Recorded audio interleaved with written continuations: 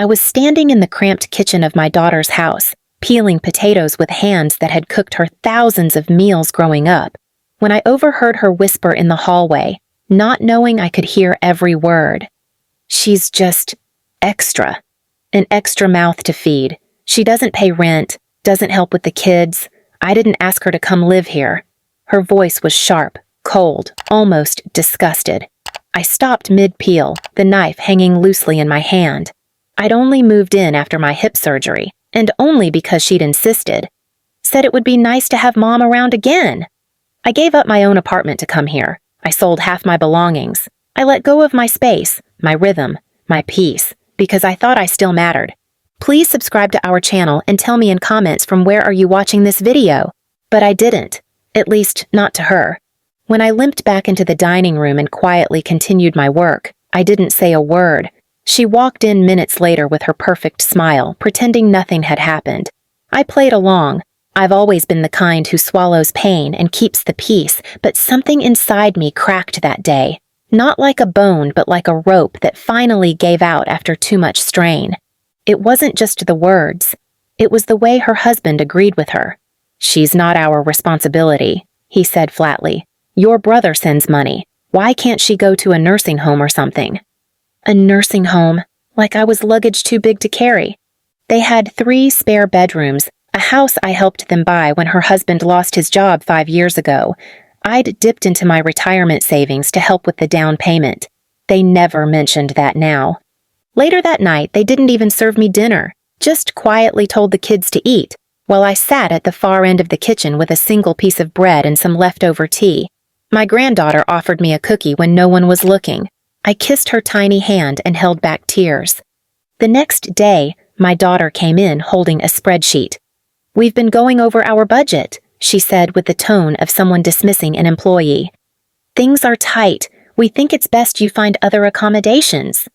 I looked up at her from the couch I slept on, spine aching from the lumpy cushions, and for a second I thought I'd misheard. "You mean leave?" "Just for a while," she said, adjusting her cardigan like the conversation was a minor inconvenience. "I love you, Mom, but we can't keep feeding extra mouths." The words echoed in my chest. Extra mouths. That's what I'd become. Not a mother, not a grandmother, just a drain on their grocery bill. I didn't scream. I didn't beg. I simply stood up, walked to the guest room, and began packing my bag, one slow breath at a time. But I wasn't going to a friend's place. I wasn't going to the brother who occasionally wired money. I had a plan, and it didn't involve guilt-tripping anyone. I had one more card up my sleeve, and I intended to play it, quietly, completely, because the woman they thought was disposable wasn't done yet.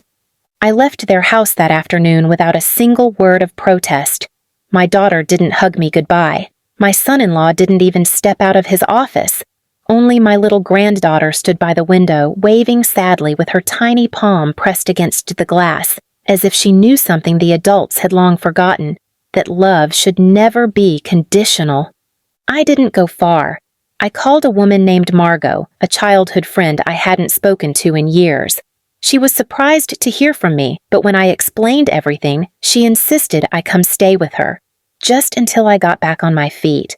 Her voice trembled with disbelief when I told her what my daughter had said, but I simply smiled through the phone. "I'm not calling for pity," I said. "I'm calling because I'm ready to start over."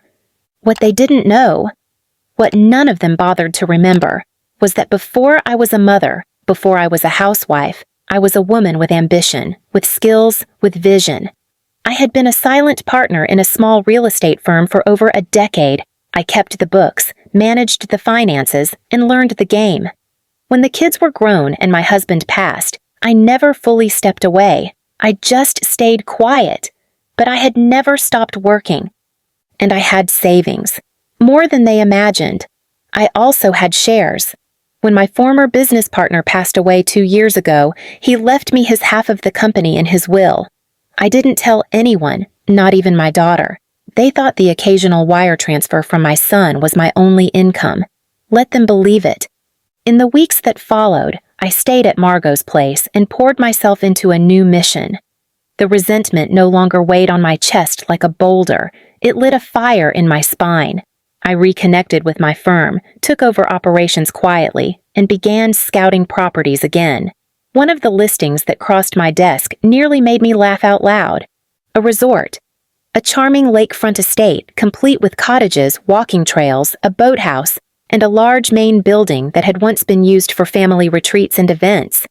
The same resort, in fact, that my daughter had been planning to book for a lavish birthday weekend for her dog. Yes, her dog. While I had been sleeping on a couch and eating toast, she had been planning to spend thousands on a weekend party for her Labrador Cooper. She'd even boasted about it to her friends online, calling it his Puppy Palace getaway. The timing couldn't have been better.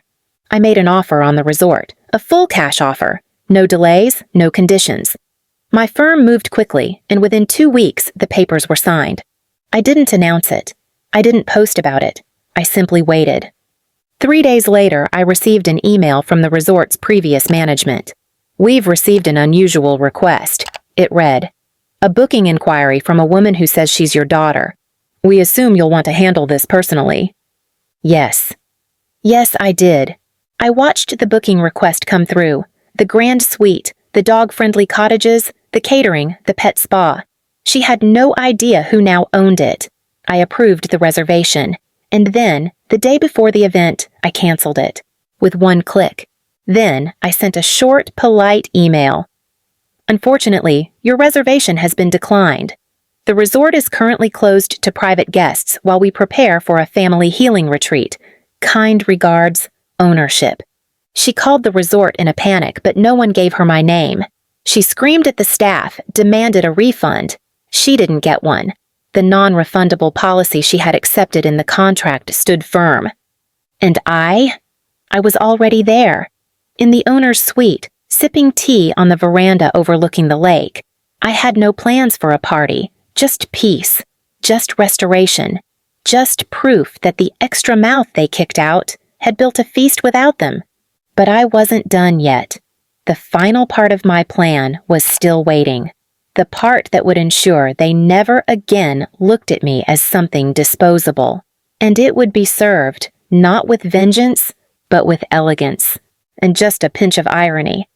The next morning, as soft sunlight filtered through the retreat's lakefront patio, I sat sipping tea when the first text came in.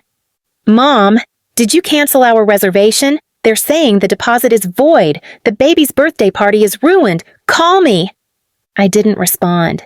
Instead, I watched the staff welcome the real guests, senior women like me who had been dismissed, undervalued, and discarded by their own families, widows, caregivers, and forgotten grandmothers.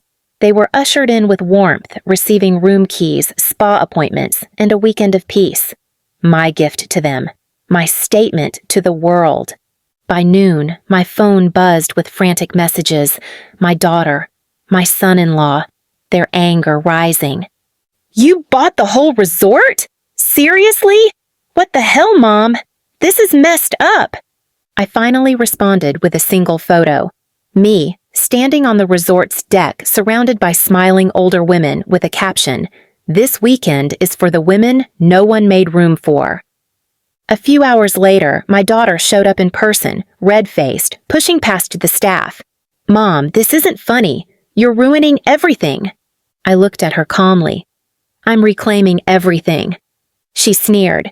"You had all this money and just let us struggle?" "No," I said. "I had all this love, and you treated it like an expense."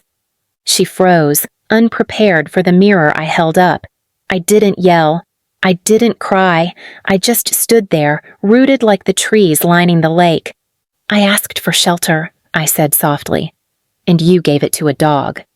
"You're punishing me with some petty revenge?" "No," I answered. "I'm investing in peace."